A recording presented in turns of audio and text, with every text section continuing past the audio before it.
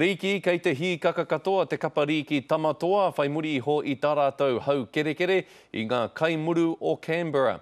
He whakamauru tīnana ki ro wai te mahi a te kapa I te ata nei, hioi me arotahi tonu rātou ki ngā wiki kei mua I te aroaro, I runga I te mōhio tērā etahi kapa pakari te tatari niho te te mai rā. I toa rātou ina nahi e rua te kauma iwa ki te tekau ki te kapa o Canberra, ko Kevin Lock tētahi o ngā whetū o te tākaro. I think it's just the brotherlyhood in the team, and everyone's just there for each other and got each other's back, and it seems to be working. It is very important. We just don't get too carried away, and fall back, and we just need to keep working forward. And I know that we can, and I know that everyone else thinks we can as well.